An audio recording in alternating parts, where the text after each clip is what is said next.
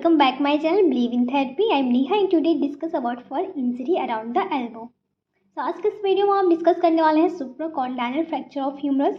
इसे स्टार्ट करने से पहले हम अनाटमी देख लेते हैं एल्बो जॉइंट की। तो एल्बो जॉइंट जो होता है एक टाइप का हिंज जॉइंट होता है जो आर्टिकुलेट होता है between the lower end of humerus with the ulna and the head of the radius. So lower end जो होता है ह्यूमरस का वो इनलार्ज होता है। इनलार्ज इसलिए होता है क्योंकि वो उसमें लेटरल कॉन्डाइल और मिडल कॉन्डाइल होता है। जो ट्रोक्लिया होता है वो मिडल कॉन्डाइल फॉर्म करता है, कैपिटुलम होता है वो लेटरल कॉन्डाइल फॉर्म करता है। तो इस वजह से इसका जो लोअर एंड होता है ह्यूमरस का वो थोड़ा सा इनलार्ज होता है। एंड इसमें जो क्या 3 बोन प्रोमिनेंट होते हैं एल्बो के अराउंड, जैसे मीडियल एपिकॉन्डाइल, लैटरल एपिकॉन्डाइल, एक हमारा पोस्टीरियर होता है टिप ऑफ द ओलिकॉन पॉसिस। तो टिप ऑफ द ओलिकॉन पॉसिस एक प्रोमिनेंट एरिया होता है, लैंडमार्क होता है जिसमें इंजरी बहुत ज़्यादा देखने को मिलती है ओलिकॉन पॉसिस पे। तो वहाँ पे हमें डायग्नोस करना होता है ओलिकॉन पॉसिस पे अराउंड द एल्बो। जो हम नॉर्मली एल्बो को फ्लेक्स करके रखते हैं वो 90 डिग्री रखता है।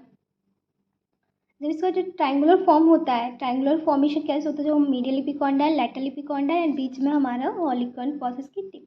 तो अब एक ट्रायंगुलर बेस फॉर्मेशन होता है। तो इसमें एक एल्बो जॉइंट पे हमारे एक कैरिंग एंगल भी फॉर्म होता है। कैरिंग जो एंगल फॉर्म होता है वो एल्बो जॉइंट जो हमारी होती है फुली एक्सटेंड होती है, सुपिनेटेड प्रोसेस पे होती है फोर आर्म। तो यहाँ पे क्या होता है कि एक जब हम फुली एक्सटेंड करते हैं एल्बो को और सुपिनेशन प्रोसेस में होती है हमारी फोर आर्म, तो वहाँ पे कोई भी स्ट्रेट लाइन फॉर्मेशन नहीं होता। वहाँ पे एक एंगल फॉर्म होता है एल्बो जॉइंट से और फोर आर्म के बीच में, जिसे हम बोलते हैं कैरिंग एंगल। तो कैरिंग एंगल या जब हम इसे एक्सटेंड करते हैं तभी समझ में आता है। जब हम एल्बो को फ्लेक्स करेंगे तो उस टाइम कैरिंग एंगल होता है वो डिसअपियर हो जाता है। तो जो कैरिंग एंगल होता है मेल्स में होता है 11 डिग्री का एंड फीमेल्स में होता है 14 डिग्री का, मोर देन मेल्स, क्योंकि यहाँ पे हमारे जो पेल्विक एरिया होता है वो थोड़ा सा एक्सटेंड होते हैं। तो इस वजह से फीमेल में जो कैरिंग एंगल है वो ज़्यादा होता है मेल की कंपैरिजन में। तो जब इंजरी होती है एल्बो जॉइंट पे तो वहाँ पे ये कैरिंग एंगल जो होता है ये भी डिक्रीज और इंक्रीज हो जाता है, डिफॉर्मिटीज़ हो जाती है, जिसे हम बोलते हैं बैलेंस डिफॉर्मिटी, जो अभी हम आगे डिस्कस करेंगे। ये जो डिफॉर्मिटी होती है वो मेनली सुप्राकॉन्डाइलर फ्रैक्चर के ही वजह से होती है। तो जो एल्बो को जो स्टेबिलिटी मिलती है, तो एल्बो को स्टेबिलिटी वहाँ के जो भी मसल्स होती है वहाँ से स्ट्रॉन्ग जो कैप्सूल्स होते हैं, कॉलिटल लिगामेंट होते हैं, वो स्टेबिलिटी प्रोवाइड करते हैं। जो हमारा हेड होता है रोटेट करता है एनुलर लिगामेंट पे रोटेट करता है। और चिल्ड्रन में ज़्यादातर कॉमनली ये हेड जो होता है जो हमारी जो एनुलर लिगामेंट पे रोटेट करता है रेडियस का हेड, तो वो क्या होता है स्लिप कर जाता है, जिसे हम पुल्ड एल्बो कहते हैं। जो कॉमनली बच्चों में देखने को मिलता है, उसमें बहुत ज़्यादा पेन होता है तो वहाँ पे हेड जो है वो स्लिप कर जाता है। तो जो इसमें जो एल्बो जॉइंट पे जो इंजरी होती है वो डायरेक्ट इनडायरेक्ट दोनों टाइप से हो सकती है। इनडायरेक्ट में क्या होता है कि ये मोर कॉमन होता है इनडायरेक्ट इंजरी होना, जैसे कि बैल्गस डिफॉर्मिटी हो गई, हमारे रेडियस हेड का फ्रैक्चर हो गया, नेक का फ्रैक्चर हो गया। तो उस टाइम क्या होता है बैल्गस डिफॉर्मिटी हो जाती है। बैलेंस डिफॉर्मिटी होती है, बैलेंस इंजरी मीन्स हमारा जो लेटरल कॉन्डाइल होता है ह्यूमरस का उसमें इंजरी हो जाती है, इसे हम बोलते हैं supracondylar fracture. And hyper extension में होता है सुप्राकॉन्डाइलर फ्रैक्चर ह्यूमरस का। एंड एक्सियल फोर्सेस कोई भी लग जाता है, डायरेक्ट इंजरी में क्या होता है फॉल हो जाए, हम गिर जाते हैं एल्बो जॉइंट की जो टिप होता है ओलिकॉन पॉसिस से उससे, या हमारी सीधे डायरेक्टली स्ट्राइक करती है ओलिकॉन पॉसिस जो होती है एल्बो का पॉइंट जो हमारे ग्राउंड से सीधा डायरेक्ट स्ट्राइक करता है, तो उस टाइम ये डायरेक्ट बॉलन से डायरेक्ट इंजरी हो जाती है। सो हम स्टार्ट करते हैं सुप्राकॉन्डाइलर फ्रैक्चर ऑफ ह्यूमरस के बारे में। अभी तक हमने देखा ऐसी रेलिवेंट अनाटमी देखी हमने एल्बो जॉइंट की, ये किस टाइप का जॉइंट होता है, इस टाइप का जॉइंट जिसमें कौन कौन से जो बोन होती है वो आर्टिकुलेट होती है, किस टाइप का जॉइंट फॉर्मेशन करती है, क्या स्टेबिलिटी कौन सी मसल्स और कैसे स्टेबिलिटी प्रोवाइड होती है, तो वो सारा कुछ हमने डिस्कस किया। तो सुप्राकॉन्डाइलर फ्रैक्चर होता क्या है, ये मोस्ट सीरियस फ्रैक्चर होता है, ज़्यादातर चिल्ड्रन में देखने को मिलता है, इसके कॉम्प्लिकेशंस भी बहुत ज़्यादा होते हैं आफ्टर ट्रीटमेंट के। तो जो ये फ्रैक्चर होता है ये भी fall and out stretch hand, जब हम गिर जाते हैं या हमारा जो हैंड है वो आउट स्ट्रेच हो जाता है, सीधा डायरेक्टली हैंड स्ट्राइक करता है ग्राउंड पे, तो उसमें क्या होता है एल्बो फोर्स पड़ता है, एल्बो हमारी हाइपर एक्सटेंशन हो जाता है।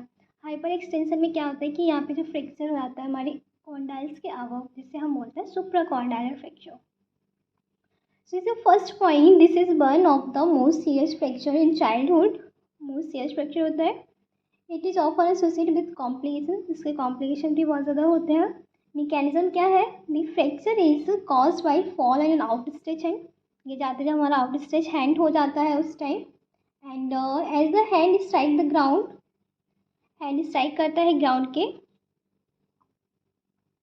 एंड हैंड स्ट्राइक कर जाता है ग्राउंड से, और इसमें क्या होता है, एल्बो में फोर्स पड़ता है, हाइपर एक्सटेंशन हो जाता है एल्बो का, या जो जिससे कि हमारे जो फ्रैक्चर होता है हाइपर एक्सटेंशन होने की वजह से जो हमारे कॉन्डाइल्स होते हैं, अब of the condyle means middle condyle lateral condyle के ऊपर जो हमारे सुप्रा कॉन्डाइलर होता है वहाँ पे फ्रैक्चर्स देखने को मिलता है। नेक्स्ट हम देखते हैं इसकी पैथोनाटमी, कैसे होता है ये फ्रैक्चर। सो फ्रैक्चर लाइन जो होती है वो एक्सटेंड करती है transverse through the distal metaphysis of humerus just above the condyles, जैसे कि हमारे ये ह्यूमरस हो गया, लोअर एंड ऑफ ह्यूमरस, तो ये हमारे कॉन्डाइल्स हो गए, जैसे इसके ऊपर हमारा सुप्राकॉन्डाइल फ्रैक्चर, सुप्राकॉन्डाइल प्रोसेस होता है। तो यहाँ पे जो फ्रैक्चर होता है वो एक्सटेंड ट्रांसवर्सली फ्रैक्चर होता है through the distal metaphysis, means इसकी जो मेटाफाइसिस कहाँ होती है, ये तो हमारी एपीफाइसिस हो गई, उसके जस्ट नीचे में मेटाफाइसिस, तो extend transverse through the distal metaphysis of humerus just above the condyle. I hope ये पॉइंट आपको समझ आया होगा। So next is there are two types of pathoanatomy, flexion type होती है, एक्सटेंशन टाइप होती है। जो एक्सटेंशन टाइप होती है वो मोर कॉमनली देखने को मिलती है, क्योंकि हमारा जो डिस्टल फ्रेगमेंट होता है वो एक्सटेंड कर जाता है हाइपर एक्सटेंशन होने की वजह से, तो ये हमें मोर कॉमन देखने को मिलती है। Extension type is more common, distal fragment is extended, extend कर जाते हैं in relation to proximal fragment, जैसे कि यहाँ पे आप एक डायग्राम देख सकते हैं, ये हमारा एक्सटेंशन टाइप का, एक फ्लेक्शन टाइप का। तो जो एक्सटेंशन टाइप होता है वो क्या, जो एक्सटेंशन टाइप में क्या होता है कि जो हमारे डिस्टल फ्रेगमेंट ये हुए, हमारे प्रॉक्सिमल फ्रेगमेंट ये हुए, जो डिस्टल फ्रेगमेंट है वो एक्सटेंड कर गए हैं, आप देख सकते हैं डायग्राम में, in relation to proximal fragment के। एंड नेक्स्ट इज हमारा फ्लेक्शन टाइप। फ्लेक्शन टाइप में क्या होता है कि डिस्टल फ्रेगमेंट होते हैं वो फ्लेक्स कर जाते हैं in relation to the proximal fragment. तो यहाँ पे आप देख सकते हैं कि ये हमारा हो गया डिस्टल फ्रेगमेंट, ये हमारा हो गया प्रॉक्सिमल फ्रेगमेंट। तो जो डिस्टल फ्रेगमेंट है वो यहाँ पे आप देख सकते हैं आप फ्लेक्स कर रहा है, और ये जो प्रॉक्सिमल फ्रेगमेंट है उसके अकॉर्डिंग, इसके कंपेरिजन में यहाँ पे ये एक्सटेंड कर रहा है। तो ये हमारा फ्लेक्शन टाइप था, एक ये हमारा एक्सटेंशन टाइप था, ये फ्लेक्शन टाइप था। फ्लेक्शन टाइप होता है 20% केसेस होते हैं, और हमारे एक्सटेंशन टाइप के 80% केसेस हमें देखने को मिलते हैं। तो ये हमारी एनाटमी थी। नेक्स्ट हम देखते हैं इसके डिस्प्लेसमेंट होता कैसे है। सो डिस्प्लेसमेंट में क्या देखते हैं कि जो फ्रैक्चर होता है सुप्राकॉर्डियल फ्रैक्चर का, वो डिफरेंट डायरेक्शन में होता है, देखने को मिलता है। उसके जो डिस्टल फ्रेगमेंट होते हैं वो डिफरेंट डायरेक्शन में डिस्प्लेस हो जाते हैं, जैसा कि यहाँ पे एक डायग्राम के थ्रू देख सकते हैं। ये हमारा है जो एंटीरियर पोस्टीरियर व्यू है, और ये हमारा हो गया लेटरल व्यू। सो इसमें देख सकते हैं हमारे 3 एरोस लगे हुए हैं। तो इसमें जो डिस्प्लेसमेंट हो रहा है प्रॉक्सिमली डिस्प्लेसमेंट भी हो सकता है, मीडियल एंड लेटरल डिस्प्लेसमेंट हो सकता है, एंड हमारा जो ये क्या है यहाँ से थोड़ा सा इस टाइप का है एरो, ये मीडियली टिल्ट भी हो सकता है। लेटरल व्यू में क्या है, प्रॉक्सिमली, एंड हमारा डॉर्सल शिफ्ट कर सकता है, और यहाँ पे भी हमारा थोड़ा सा एरो, ये डॉर्सल टिल्ट कर सकता है इस टाइप से आगे की ओर, एंड डॉर्सल शिफ्ट। तो यही हमारे डिस्प्लेसमेंट में है कि डिस्प्लेसमेंट डिफरेंट डायरेक्शन में होता है, फॉलो करता है डिफरेंट डायरेक्शन को, जैसे कि पोस्टीरियर और बैकवर्ड शिफ्ट, पोस्टीरियर जाए या बैकवर्ड चला जाए। यहाँ पर आप डायग्राम को रख सकते हैं। पोस्टीरियर और बैकवर्ड टिल्ट भी हो सकता है, पोस्ट प्रॉक्सिमल शिफ्ट हो सकता है, मीडियल एंड लेटरल शिफ्ट हो सकता है, मीडियल टिल्ट हो सकता है, इंटरनल रोटेशन हो सकता है। तो ये हमारे डिस्प्लेसमेंट होते हैं। जो फ्रैक्चर हुआ, सुप्राकॉर्डियल फ्रैक्चर हुआ, तो हमारा जो ह्यूमरस का डिस्टल पार्ट है और प्रॉक्सिमल पार्ट है वो इन डायरेक्शन में शिफ्ट हो सकता है, टिल्ट हो सकता है। इसके बाद हम देखते हैं डायग्नोसिस क्या है। सो डायग्नोसिस में क्या होता है, प्रेजेंट कंप्लेन क्या होती है पेशेंट की, कि वो जब भी वो हॉस्पिटल में आता है तो उसको प्रेजेंट कंप्लेन होती है कि पेन हो रहा है, फॉल हो गई, स्वेलिंग है, मूवमेंट नहीं हो पा रहा, डिफॉर्मिटीज़ हो रही है, हम मूवमेंट कराने में इनेबल है, तो इस टाइप की कंप्लेन होती है पेशेंट की। History of fall, pain, swelling, deformity, inability to move. Next is examination कैसे करेंगे हम। जब प्रेजेंट आता है, सॉरी जो पेशेंट आता है तो उसकी प्रेजेंट कंप्लेन यही होती, स्वेलिंग है, पेन है, तो इसमें कुछ क्लिनिकल साइन होते हैं जो हम ऑब्जर्व करते हैं, जैसे कि unusual posterior prominence of the point of elbow, unusual of the elbow. तो इसमें क्या होता है कि हम कुछ पोस्टीरियर प्रोमिनेंस होता है, जैसे कि ऑलिकॉर्न पल्सेस हो गई, इसकी जो टिप होती है ऑलिकॉर्न पल्सेस की वो प्रोमिनेंट होती है, तो उस पॉइंट को हम चेक करते हैं, एग्जामिन करते हैं कि वो जो उसका डिस्टल फ्रेगमेंट है वहाँ से या तो टिल्ट तो नहीं हो गया है, तो ये ऑब्जर्वेशन होता है। एंड नेक्स्ट दिस होता है कि हमारे जो अबव कॉन्डाइल्स होते हैं, कॉन्डाइल से ऊपर जो वहाँ पे जो थ्री बोनी प्रोमेंट का जो रिलेशनशिप था, means medial condyle, lateral condyle और हमारी टिप ऑफ ऑलिकॉर्न पल्सेस का, तो वो रिलेशनशिप कैसा है, वो मेंटेन है क्या नहीं, क्योंकि नॉर्मल जो एल्बो होती है उसमें मेंटेन होता है, तो हमें वो चेक करना होता है, एग्जामिन करना होता है। Fracture above in the condyle, condyle के फ्रैक्चर्स को हमें एग्जामिन करना है, और हमें उसका जो थ्री बोनी पॉइंट का रिलेशनशिप होता है उसे भी हमें मेंटेन देखना है कि नहीं है, कैसा है, उसे भी चेक करना होता है। तो एक ऐसे हम एग्जामिन कर सकते हैं। नेक्स्ट एग्जामिनेशन कैसे करते हैं कि जब पेशेंट आता है हमारे पास तो वो डिफ़िकल्टी होती है उसे मूवमेंट करने में, तो हमें डायग्नोस करने में भी कभी कभी डिफ़िकल्टी होती है, तो हमें कुछ चीज़ों को और ध्यान देना चाहिए कि जो इसकी ब्रेकियल आर्टरी होती है, यदि ब्रेकियल आर्टरी इंजर्ड हो गई है तो हम देखेंगे कि उसकी जो डिस्टल एक्सट्रीमिटीज़ है, डिस्टल मसल्स हैं, तो वहाँ पे ब्लड सप्लाई होगी, वो पुअर ब्लड सप्लाई होने लगेगी, तो हमें वो भी चेक करना है कि डिस्टल आर्ट जो हमारी ब्रेकियल आर्टरी है इंजर्ड तो नहीं हो गई है। यदि इंजर्ड हो रही है तो हमारी डिस्टल जो फ्रेगमेंट हो गए, मसल्स हो गई, वहाँ पे ऐसे फोर आर्म की मसल्स हो गई, हमारे रिस्ट की मसल्स हो गई, पाम की मसल्स हो गई, तो वहाँ पे मसल से प्रॉपर ब्लड सप्लाई नहीं जाएगी, तो वहाँ हमें कुछ साइन देखने को मिल सकते हैं इश्केमिया के साइन, क्योंकि वहाँ ऑक्सीजन की डिफिशियंसी, हाइपोक्सिया हो जाएगा, हाइपोक्सिया ब्लड की डिसरप्शन जो है वो इश्केमिया देखने को मिलेगा, कभी कभी हमें गैंग्रीन भी देखने को मिल सकता है। यदि हमारी रेडियल नर्व में कोई इंजरी हुई है, मीडियन नर्व में इंजरी हुई है, तो हमें कुछ और भी अदर पॉइंट देखने को मिलेंगे। रेडियल नर्व में हुई तो रिस्ट ऑफ हो जाएगा, मीडियन नर्व में हुई तो इंडेक्स फिंगर को हमें चेक करना है। तो ये एग्जामिनेशन होता है जब भी हम सुप्राकॉन्डाइल फ्रैक्चर के जो पेशेंट आते हैं उनको एग्जामिन करते हैं। Unusual post prominence of elbow, ये हम चेक करेंगे। Fracture above the condyle and 3 point of bone check करेंगे। Possibility of interruption of blood supply to the distal extremity, possibility ऐसा हो सकता है क्योंकि हमारी ब्रेकियल आर्टरी में इंजरी हुई है तो उससे क्या होगा कि इंटरप्शन हो सकती है हमारी ब्लड सप्लाई, वो भी डिस्टल एक्सट्रीमिटीज़ के लिए, तो हमें must be carefully look of all case and check the sign of ischemia. So हम उसके बाद हम कुछ रेडियोलॉजिकल एग्जामिनेशन करते हैं। रेडियोलॉजिकल एग्जामिनेशन में क्या करें, हम डायग्नोस करेंगे फ्रैक्चर को, क्योंकि ये फ्रैक्चर होता है बाय डिस्प्लेसमेंट हो जाता है इसमें, तो बाय डिस्प्लेसमेंट होता है तो इसे डायग्नोस करने में थोड़ा सा डिफ़िकल्टी होती है, और हम एक्सरे करके हम अपोजिट एल्बो से कंपैरिजन भी कर सकते हैं इसे। तो इसमें हम जो एक्सरे कराते हैं वो एंटीरियर पोस्टीरियर व्यू कराते हैं और लेटरल व्यू कराते हैं, जैसे कि यहाँ पे आपको डायग्राम में हमने बताया था, इस टाइप का हम व्यू लेंगे तो इसमें हमें इस टाइप का फ्रैक्चर देखने को मिलेगा।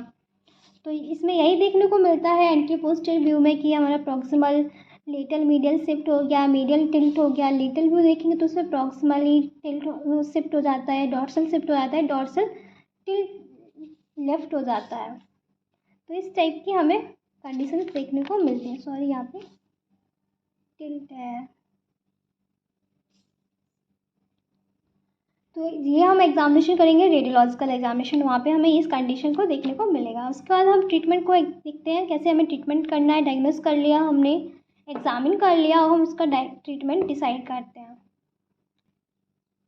सो जो ट्रीटमेंट होता है वो डिपेंड करता है दो कंडीशंस पे, अनडिस्प्लेसमेंट फ्रैक्चर है, डिस्प्लेसमेंट फ्रैक्चर है। यदि अनडिस्प्लेस्ड फ्रैक्चर हुआ तो उसे हम प्लास्टर स्लैब का यूज़ करके उसे थोड़ा सा ट्रक्शन प्रोवाइड करके हम उसे फिर से एक अलाइनमेंट पर ले आ सकते हैं फिजियोथेरेपिस्ट के द्वारा। एंड यदि डिस्प्लेस्ड फ्रैक्चर हुआ तो उसमें हमें नीड होती है हॉस्पिटलाइज की, 48 आवर्स में हमें उस हॉस्पिटल में एडमिट करा दिया तो कोई कॉम्प्लिकेशन इतने ज़्यादा नहीं होंगे। यदि उसके बाद हम करा रहे हैं एडमिट पेशेंट को तो उसमें कुछ कॉम्प्लिकेशंस भी देखने को मिल सकते हैं ट्रीटमेंट के टाइम। तो जो ट्रीटमेंट होता है वो हमारा 3 टाइप से होता है। So following method of treatment are use for displaced fracture. कौन कौन से देखते हैं? Close reduction and percutaneous K wires fixation. Close reduction देंगे और परक्यूटेनियस के वायर का यूज़ करेंगे, उससे फिक्सेशन देंगे। ओपन रिडक्शन एंड के wire fixation and continuous traction. ये 3 टाइप से हम ट्रीटमेंट करते हैं। तो फर्स्ट हम देखते हैं क्लोज रिडक्शन एंड परक्यूटेनियस के वायर फिक्सेशन। तो इसमें क्या होता है, मोस्टली जो फ्रैक्चर होते हैं, जो मोस्टली डिस्प्लेस फ्रैक्चर होते हैं वो इजीली रिड्यूस हो जाते हैं क्लोज रिडक्शन द्वारा। और इसमें क्या होता है, हम वैक्स फिक्सेशन देते हैं 1 और 2 परक्यूटेनियस के वायर का यूज़ करके, जो हम परक्यूटेनियसली अंडर द परक्यूटेनियस पास करते हैं, उससे हम ट्रीटमेंट देते हैं। First is point, most displacement fracture easily reduce by close reduction and but they often slip. कभी कभी क्या करता है, ये स्लिप का जाता है। तो इसके लिए हमारी कुछ टेक्निक्स होती हैं क्लोज रिडक्शन के लिए। सो ये टेक्निक है, 3 टाइप से टेक्निक है। Traction with the elbow in 30 to 40 degree fixation, flexion in traction and pressure over the olecranon process. तो ये 3 टेक्निक होती है जिससे हम क्लोज रिडक्शन करते हैं। तो फर्स्ट में क्या होता है, हम ट्रैक्शन देते हैं 3 एल्बो को 30 to 40 डिग्री फ्लेक्शन पे। तो इसमें क्या होता है, ये जो ट्रैक्शन होता है वो ओनली ट्यूमर्स के लिए अप्लाई करते हैं। इसमें हम काउंटर ट्रैक्शन देते हैं आर्म पे। तो इसमें क्या करेंगे, एल्बो को हम पहले ग्रेजुअली एक्सटेंड करेंगे एंड फोर आर्म को फुली सुपिनेटेड करते हैं। याद रखना है, हमें ग्रेजुअली एक्सटेंड करना है एंड फुली सुपिनेटेड करना है एक करेक्ट पोजीशन में लाने के लिए। तो इसमें हमारा जो रिक्वायरमेंट होती है कैरिंग एंगल की, किस टाइप का जो कैरिंग एंगल को हमें करेक्ट स्टेज में लाना है, तो इसे हम ऐसे कंडीशंस में ला के उसे ट्रैक्शन देते हैं। अभी डायग्राम के थ्रू हम आपको दिखाएंगे। Next is flexion in traction. Flexion in traction में क्या होता है कि हमें हैंड को मेंटेन करने के लिए जब हम ट्रैक्शन देते हैं तो अपर आर्म जो होती है, जैसे कि हमारी ह्यूमरस बोन हो गई, तो वहाँ पे हम ग्रास्प करेंगे, मतलब उसे थोड़ा सा सपोर्ट देंगे, पकड़ेंगे दूसरे हैंड से एंड प्लेस करेंगे अपनी फिंगर को बाइसेप से प्लेसिंग करेंगे एंड एल्बो को फ्लेक्स करेंगे स्लोली एंड अपने जो दूसरा हैंड है उसे ट्रैक्शन अप्लाइड करेंगे एल्बो की जो टिप है और वहाँ पे हम एक एल्बो को मतलब थंब को रखेंगे, थंब को रख के वहाँ से थोड़ा सा प्रेशर अप्लाई कर सकते हैं मेंटेन करने के लिए। Next is pressure over the olecranon process. तो इसमें क्या होता है कि हम जो ऑलिकॉन प्रोसेस है वहाँ पे थंब से प्रेशराइज करेंगे डिजिटल फ्रैगमेंट के लिए और हम उसमें ट्रैक्शन प्रोवाइड करेंगे, एल्बो को फ्लेक्स 90 डिग्री की पोजीशन में रख के ट्रैक्शन प्रोवाइड करेंगे और उसमें हम अपनी चेक भी करते हैं कि ब्रेकियल आर्टरी का रिडक्शन तो नहीं हुआ है। तो ये हमारा टेक्निक थी क्लोज रिडक्शन की। और फिर उसके बाद हम ये ट्रैक्शन देने के बाद हम एक्सरे भी करा सकते हैं आफ्टर ट्रीटमेंट के 48 आवर्स के बाद। और हम ट्रैक्शन देने के बाद स्लिंग का भी यूज़ कर सकते हैं थोड़ा, जिससे कि डिस्प्लेसमेंट ना हो, रिडिस्प्लेसमेंट हो जाए और प्लास्टर को हम 3 वीक के अब में रिड्यूस कर सकते हैं। डायग्राम के थ्रू बताते हैं आपको। यहाँ पे आप देख सकते हैं ये हमारा traction with elbow in 30 to 40 degree flexion. इसमें ओनली जो हम ग्रेजुअली एक्सटेंड किया है हमने एल्बो को और दूसरे हाथ से थोड़ा सा ग्रास्प किया है फोर आर्म को और इसमें ट्रैक्शन अप्लाइड करते हैं 2 मिनट्स के लिए ओनली करेक्ट पोजीशन में लाने के लिए। Second is flexion in traction. इसमें हम क्या करते हैं कि हैंड को मेंटेन करने के लिए हम अपर आर्म को एक दूसरे हैंड से ग्रास्प करेंगे एंड अपनी फिंगर को हम यहाँ पे आप देख सकते हो फिंगर को हम मतलब फिंगर को बाइसेप्स के ऊपर रखेंगे एंड अपने थंब को हम ऑलिकॉन प्रोसेस पे रखते हैं। उसके बाद हम एल्बो को धीरे धीरे फ्लेक्स करते हैं। जब फ्लेक्स करेंगे स्लोली तो हमारे जो भी फिर उसके साथ ट्रैक्शन को भी हम अप्लाई करते हैं। तो एक ये मेंटेन हो जाती है हमारी जो लॉन्ग एक्सेस हमें फोर आर्म से मेंटेन करनी है। Third is push with thumb means pressure over the olecranon process. इसमें हम क्या करते हैं कि थंब को भी हम ऑलिकॉन प्रोसेस पे रखते हैं, फिंगर को हम बाइसेप्स पे रखते हैं, ग्राफ्स करने के अपर हैंड दूसरे हैंड को हम पूरा आर्म को ग्राफ्स करेंगे। उसके बाद हम इसे 90 डिग्री एंगल पे हम जो एल्बो को फ्लेक्स कर देंगे। तो यहाँ पे हम थंब से प्रेशर देते हैं और दूसरे हैंड से यहाँ पे ट्रैक्शन देते हैं।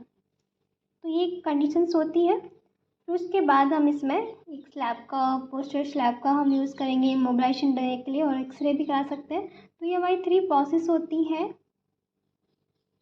क्लोज डिडक्शन की। नेक्स्ट अब हम देखते हैं ओपन डिडक्शन की। सो ओपन डिडक्शन की हमें जब ही नीड होती है जब हमारा क्लोज डिडक्शन होता है वो फेल्ड हो जाता है, तो हम इसे पोजीशन को अच्छे से मेंटेन करने के लिए हम ओपन डिडक्शन देते हैं। तो ओपन डिडक्शन में हम के वायर फिक्सेशन का यूज़ कर लेते हैं, फर्स्ट लाइन ट्रीटमेंट देख लेते हैं, और जो ब्रेकियल आर्टरी हुई की इंजरी हुई है उसे एक्सप्लोर करने की कोशिश करते हैं। Next is continuous traction. Continuous traction में क्या होता है कि ये रिक्वायर्ड होती है कि जब एक्सेसिव स्वेलिंग हो जाए या वहाँ पे वुंड हो जाए एल्बो के अराउंड, तो ट्रैक्शन जो है वो हम के वायर्स को पास करेंगे, उसके साथ हम ट्रैक्शन देते हैं ऑलिकॉन प्रोसेस पे भी, और जो एल्बो है उसके बिलो हम स्किन ट्रैक्शन अप्लाई करते हैं पेशेंट को, क्योंकि यहाँ पे क्या होता है कि एक्सेसिव स्वेलिंग होने की वजह से, वुंड होने की वजह से हम इंटरनली फिक्सेटर का कम यूज़ करते हैं, एक्सटर्नली फिक्सेटर का हम यूज़ करते हैं सपोर्ट देने के लिए। तो ये हमारा ट्रीटमेंट था जिसमें हमने देखा कि फर्स्ट हमारा था क्लोज डिडक्शन एंड परक्यूटनेस के वायर का फिक्सेशन, उसमें 3 टेक्निक्स थी। फिर उसके बाद हमने डिस्कस किया ओपन डिडक्शन एंड के वायर फिक्सेशन, उसके बाद हमने डिस्कस किया कॉन्टिन्यूअस डिडक्शन। नेक्स्ट हम देखते हैं इसके कुछ कॉम्प्लिकेशन होते हैं, बहुत ज़्यादा कॉम्प्लिकेटेड होते हैं कॉम्प्लिकेशन। सो इसके 3 स्टेज होती है, early complication, immediate complication, early complication and let complication. तो जो इमीडिएट होती है उसी टाइम होती है जिस टाइम फ्रैक्चर हुआ है, एक्सीडेंट हुआ है, उस टाइम की जो कंडीशंस होती है उसे बोलते हैं immediate. Early means with in 2 या 3 डेज़ के बाद, और लेट मीन्स आफ्टर 1 वीक या मंथ के बाद जो कॉम्प्लिकेशंस देखने को मिलते हैं उसे हम बोलते हैं लेट कॉम्प्लिकेशंस। सो आप यहाँ पे देख सकते हैं immediate, early and let occurring time उसी टाइम होती है। तो इसमें क्या क्या होता है, जब इमीडिएट कॉम्प्लिकेशन जैसे कि ब्रेकियल आर्टरी में इंजरी हो गई या नर्व में कोई इंजरी हो गई, अर्ली के टाइम क्या विद इन 2 या 3 डेज़ में हमें देखने को मिलता है बोल्कमान इस्चेमिया हो जाती है, एंड लेट कॉम्प्लिकेशंस में हमें देखने को मिलता है वीक टू मंथ में, जैसे माल यूनियन हो गया, मायोसाइटिस ऑसिफिकेशन हो गया, बोल्कमान इस्चेमिया या कॉन्टेक्चुअल डेवलप हो गया। तो ये हमारे कॉम्प्लिकेशंस होते हैं, बहुत सीरियस कॉम्प्लिकेशंस होते हैं इसके। So first complication is immediate complication.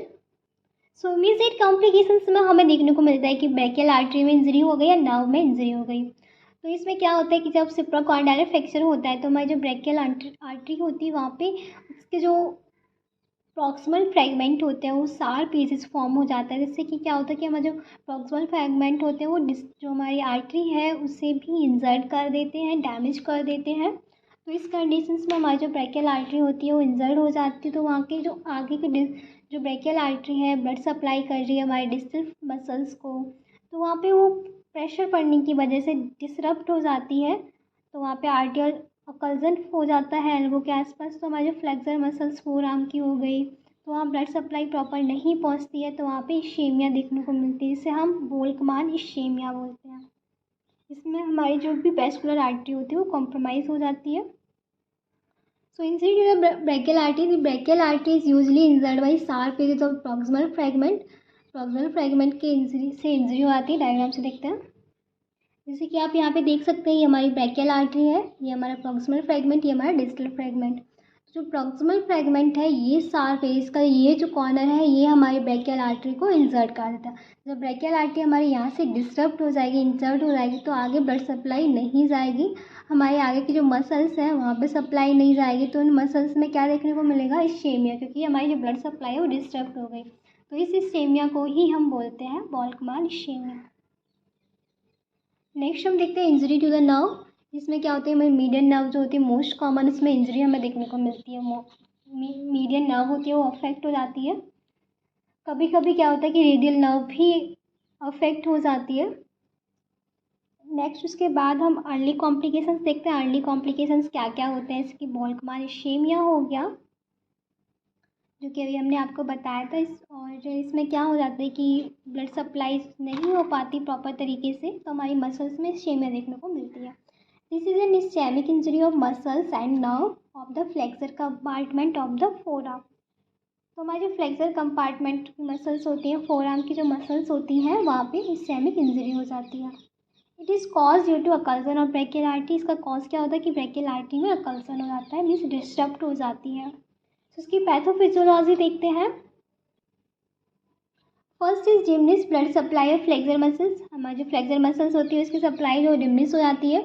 The interosseous artery are more susceptive of the ischaemia. Interosseous artery होती है जो हमारी फोरआर्म में होती है वो भी सस्पेक्टेड हो जाती है इससे, इस्केमिया से। तो मोस्ट कॉमनली जो मसल्स अफेक्ट होती हैं जैसे कि हमारी हो गई flexor pollicis longus muscles, medial half of flexor and digitorum profundus, ये मोस्ट कॉमनली अफेक्ट हो जाती हैं। यहाँ पे ब्लड सप्लाई नहीं हो पाती है तो इसलिए यहाँ पे इस्केमिया देखने को मिलता है। तो इससे कभी कभी क्या होता है कंपार्टमेंट सिंड्रोम भी हो सकता है, लीड कर सकता है कंपार्टमेंट सिंड्रोम, जो हमारे मेडियल नर्व की डैमेज होने की वजह से और ब्लड सप्लाई प्रॉपर ना पहुंचने की वजह से। तो अब इसको हम बोल्कमान इस्केमिया को डायग्नोज कैसे करेंगे, थोड़ा सा ये डिटेल में हम देख लेते हैं। वीडियो लंबा हो रहा है क्योंकि ये जो बोल्कमान इस्केमिया है ये कभी कभी एग्जाम में शॉर्ट क्वेश्चन में पूछ लिया जाता है। सो इसे डायग्नोज कैसे करेंगे बोल्कमान इस्केमिया को। इसमें क्या होता है कि जो चाइल्ड होते हैं उनकी कंप्लेन होती है सीवियर पेन हो रहा है फोरआर्म में, अनेबल है मूव करने में, फिंगर को फुली मूव नहीं कर पा रहे हैं, इस्केमिक पेन हो रहा है, बहुत सीवियर पेन, मतलब जो सीवियर पेन होता है उस फ्रैक्चर में उस टाइप का पेन हो रहा है। चाइल्ड होता है उसमें क्या होता है कि एनाल्जेसिक भी हम देते हैं पेन की वजह से। इस स्ट्रेच पेन भी होता है, स्वेलिंग होती है, नमनेस होती है फिंगर में, क्योंकि सप्लाई नहीं हो पाती है तो फिंगर में भी नमनेस देखने को मिलती है। Severe pain in forearm, unable to move finger fully, stretch pain of forearm, swelling and numbness over the finger and tenderness on pressing muscles. जब जिस मसल्स को हम प्रेस करेंगे वहाँ पे टेंडरनेस होती है कि वहाँ पे ब्लड सप्लाई पुअर हो गई है। एंड नेक्स्ट ट्रीटमेंट क्या करेंगे हम बोल्कमान इस्केमिया का। सो ट्रीटमेंट में हम क्या करते हैं कि इमरजेंसी ट्रीटमेंट होता है जिसमें हम कुछ चीज़ों को फॉलो करते हैं। स्प्लिंट का, एक्सटर्नल स्प्लिंट और बैंडेज का यूज़ करते हैं।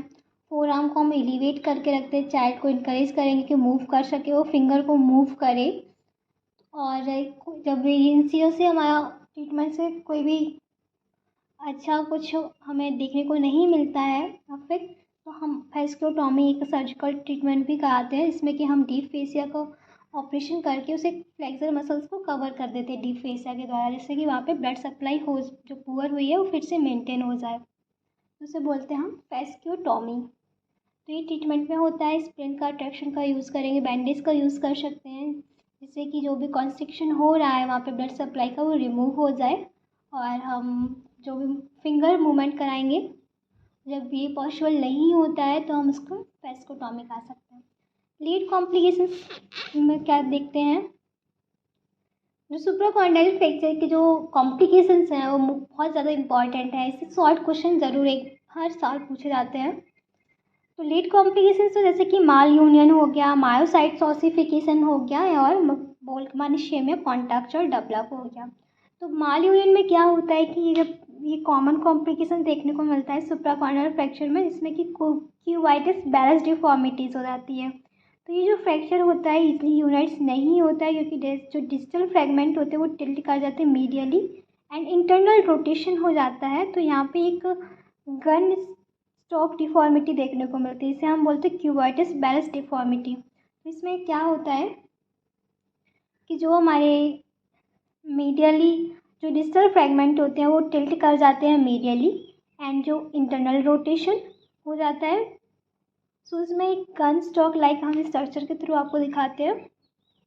सो उससे पहले हम देख लेते हैं जिस common complications of supracondylar fracture result in cubitus balance deformity. उसके बाद बिकॉज क्यों होती है, क्योंकि यहाँ पे यूनाइट जो हम करते हैं डिजिटल फ्रेगमेंट को वो टिल्ट हो जाते हैं मीडियली एंड इंटरनल रोटेशन। एक गुड अलाइनमेंट में हम इसे फिक्स नहीं कर पाते, रिड्यूस नहीं कर पाते हैं, तो वो मीडियली हो जाता है या इंटरनली रोटेट कर जाते हैं। तो उसमें हमें क्या देखने को मिलता है, जब क्यूबाइटिस बैलेंस डिफॉर्मिटी होती है उस टर्म को हम बोलते हैं गन स्टॉक डिफॉर्मिटी। इसमें क्या है कि एल्बो है हमारी हाइपर एक्सटेंड कर जाती है along with limitation of flexion. Flexion का लिमिटेशन हो जाता है, फ्लेक्शन हम नहीं कर पाते और जो हमारे मूवमेंट जो एल्बो का होता है उसमें चेंजमेंट आ जाते हैं। सो आप देख सकते हैं ये जो डायग्राम है ये हमारा गन स्टॉक डिफॉर्मिटी का है। इसमें आप देख सकते हैं ये जो फोरआर्म है वो एक्सटेंड हो गई है आर्म भी हम एक्सटेंड हैं, तो ये इसमें फ्लेक्शन है वो लिमिटेड हो गया है, क्योंकि जो डिस्टल फ्रेगमेंट है वो मीडियली और इंटरनली रोटेट कर गया है, तो इसे हम बोलते हैं गन स्टॉक डिफॉर्मिटी। सो इसके ट्रीटमेंट में क्या होता है कि माइल्ड डिफॉर्मिटी हुई तो उसे ट्रीटमेंट की ज़्यादा नीड नहीं होती, रिक्वायरमेंट नहीं होती है। यदि सीवियर डिफॉर्मिटी होती है तो हम इसे करेक्ट कराते हैं फ्रेंच ऑस्टियोटॉमी के द्वारा, इसे सर्जिकल ट्रीटमेंट करते हैं। सो अब नेक्स्ट हम देखते हैं मायोसाइट्स ऑस्टिफिकेशन के बारे में। सो मायोसाइट ऑस्टिफिकेशन में क्या होता है कि जो हमारी एल्बो जॉइंट होता है वहाँ पे उसके आसपास कुछ न्यू बॉन का फॉर्मेशन देखने को मिलता है अराउंड द एल्बो जॉइंट, तो उससे क्या होता है एल्बो जॉइंट पे स्टिफनेस देखने को मिल जाती है, जिसे हम बोलते हैं myositis ossification. This is ectopic new bone formation around the elbow joint resulting in stiffness. तो इसमें हम क्या करते हैं, इस इंजरी को हम रिस्टोर करने के लिए मसाज दे सकते हैं इस एरिया पे, जिससे कि स्टिफनेस है वो कम हो जाए। ट्रीटमेंट में रेस्ट प्रोवाइड करेंगे अर्ली स्टेज में, उसके बाद हम जो भी एक न्यू बॉर्न फॉर्मेशन हुआ है उसे हम उसका एक्सीजन कर देंगे सर्जिकल ट्रीटमेंट के द्वारा। एल्बो को मोबिलाइजेशन स्टार्ट कर देंगे, आर्थोप्लास्टी करा सकते हैं एल्बो की, जिससे कि ये फुल रेंज ऑफ मूवमेंट फिर से कर सके एल्बो का। नेक्स्ट जो हमारे लेट कॉम्प्लिकेशंस में आता है बोल्कमान इश्केमिया कॉन्ट्रैक्चर। तो इसमें क्या होता है कि जो हमारे बोल्कमान इश्केमिया हो जाता है, मतलब कि पुअर ब्लड सप्लाई हो जाती है मसल्स पे, तो वहाँ पे हमें कॉन्ट्रैक्चर देखने को मिलता है, कॉन्ट्रैक्चर डेवलप होने लगता है। तो वो हम देखते हैं क्या है ये। सो फर्स्ट है दिस इज सिक्वेल ऑफ बोल्कमान इश्केमिया। ये एक टाइप है, मतलब कि फॉलो करता है, लीड करता है बोल्कमान इश्केमिया को। उसके बाद हमें कॉन्ट्रैक्चर देखने को मिलता है, इसे बीआईसी बोलते हैं। The ischemia muscles are gradually replaced by fibrous tissues। जो ischemia muscles होती हैं हम वो रिप्लेस हो जाती हैं fibrous tissues के द्वारा। And if the peripheral nerve are also affected, there will be sensory loss or motor paralysis in the forearm। यदि हमारी कोई पेरिफेरल मसल जो फाइबर नर्व है वो अफेक्ट हो गई है तो वहाँ पे सेंसरी लॉस और मोटर पैरालिसिस हमें फोर आर्म या हैंड में देखने को मिल सकता है। और क्या होती है, जो हमारी फिंगर होती है, रिस्ट होती है, उसमें फ्लेक्शंस देखने को मिलने लगता है हमें कॉन्ट्रैक्चर की वजह से, वो एक्सटेंड नहीं कर पाती। अगर फ्लेक्स हो तो जल्दी से स्टेन नहीं कर पाती है। तो इसके कुछ क्लिनिकल फीचर्स क्या होते हैं, जैसे कि एट्रोपी हो जाती है फोर आर्म में विथ फ्लेक्सन डिफॉर्मिटी के साथ, रिस्ट में और फिंगर में। जो फोर आर्म की स्किन होती है, हैंड की स्किन होती है, वो स्कैली हो जाती है, मीन्स इसमें स्किन जो ड्राई पपड़ी टाइप की बनने लगती है। जो बोल्कमान का जो साइन होता है कि यहाँ पे सबसे पहले जो साइन होता है कि जो फ्लेक्सन डिफॉर्मिटी होने लगती है फिंगर में, तो ये हमारे साइन सिम्टम्स होते हैं बोल्कमान इश्केमिया कॉन्ट्रैक्चर के। और जो हमारी फिंगर होती है उनके इंटरफेरेंशियल जॉइंट होते हैं वो भी फ्लेक्स कर जाते हैं, रिस्ट भी होती है जब फ्लेक्स कर जाती है। जब हम रिस्ट को एक्सटेंड करते हैं तो फिंगर फ्लेक्स होती है इंटरफेरेंशियल जॉइंट की। तो जब हम रिस्ट को एक्सटेंड करेंगे, फ्लेक्सर मसल्स का टेंडन है उसे शॉर्टन करेंगे, स्ट्रेच देंगे, तो हमारी जो फिंगर की मसल्स हैं, फिंगर है जो फ्लेक्सन की है, वो भी एक्सटेंड धीरे धीरे करने लगती है। तो इस पूरे प्रोसेस में हम हाइपोस्थेसिया या एनेस्थीसिया का यूज़ कर सकते हैं हैंड के लिए। तो first is flexion deformity of wrist and four arm. Flexion deformity होती है रिस्ट और फोर आर्म पे। हैंड इज ड्राई एंड स्कैली हो जाता है, नेल एट्रोपिक हो जाती है, नेल में भी एट्रोपी देखने को मिलती है। बोल्कमान साइन क्या होता है कि फ्लेक्सन डिफॉर्मिटी हमें देखने को मिलती है फिंगर पे। यदि पॉसिबल होता है तो एक्सटेंड करें फिंगर को व्हेन रिस्ट को फ्लेक्स किया है, and on extend the wrist, जब हम एक्सटेंड करते हैं रिस्ट को तो फिंगर भी गेट फ्लेक्स हुई होती है, क्योंकि wrist extend the shorten flexor muscle tendon is stretch over the wrist is result in finger is flexed. तो इस टाइप की कंडीशन हमें देखने को मिलती है बोल्कमान इश्केमिया में। डायग्राम के थ्रू आप देख सकते हैं, यहाँ पे आप देख सकते हैं बोल्कमान इश्केमिया कॉन्ट्रैक्चर, जिसमें कि ये कॉन्ट्रैक्चर डेवलपमेंट हो गया कि हमारे जो इंटरफेरेंशियल जॉइंट है फिंगर्स के वो फ्लेक्स कर गए। इसमें आप देख सकते हैं साइन क्या क्या होते हैं, रिस्ट फ्लेक्सन का, इंटरफेरेंशियल जॉइंट फ्लेक्सन का। तो ये हमारे साइन होते हैं बोल्कमान कॉन्ट्रैक्चर्स के। सो इन कंडीशंस के बाद क्लिनिकल फीचर्स के बाद हम इसका ट्रीटमेंट देखते हैं। ट्रीटमेंट में क्या होता है, माइल्ड डिफॉर्मिटी हुई है तो हम पैसिव स्ट्रेचिंग करा के, मसल्स को कॉन्टेक्ट करा के उसे ट्रीट कर सकते हैं। यदि सीवियर डिफॉर्मिटी हुई है तो उसे हम ट्रीटमेंट कराने के लिए हमें और वो सर्जिकल मैनेजमेंट की नीड होती है। First is mild deformity, moderate deformity and severe deformity. तो जब माइल्ड डिफॉर्मिटी को करेक्ट करना है तो हम पैसिव स्ट्रेचिंग टेक्निक करा सकते हैं, मसल्स को कॉन्टेक्ट करा सकते हैं बक्कल स्प्रिंट के द्वारा। एंड मॉडरेट डिफॉर्मिटी हुई तो हम सॉफ्ट टिश्यूज होते हैं वहाँ से स्लाइडिंग ऑपरेशन करा सकते हैं। एंड सीवियर डिफॉर्मिटी होती है तो बोन ऑपरेशन कराएंगे, such as shortening of forearm bone. Forearm की जो बोन है उन्हें शॉर्टनिंग, बोन को शॉर्ट कर देते हैं, मीन्स इसका इंसिजन करते हुए बोन को कट कर देते हैं, कार्पल बोन एक्सरसाइज कर देते हैं, कार्पल बोन्स को निकाल सकते हैं रिस्ट ऑफ जो फ्लेक्शन करा रही है यदि रिक्वायरमेंट होती है तो इसे ट्रीटमेंट करने के लिए हम mild deformity, moderate deformity and severe deformity के अकॉर्डिंग हम ट्रीट करते हैं। तो ये हमारा था बोल्कमान-शेमियर कॉन्ट्रैक्चर। आई होप आपको समझ आया होगा। तो ये वीडियो जो थोड़ा सा लॉन्ग हो गया है तो इसके जो कॉम्प्लिकेशंस हैं इन्हें और अच्छे से पढ़िएगा क्योंकि ये पूछे जाते हैं, इम्पॉर्टेंट भी है और ये टॉपिक भी बहुत ज़्यादा इम्पॉर्टेंट है। तो वीडियो अच्छा लगे तो like share and subscribe. Thank you so much and keep supporting me.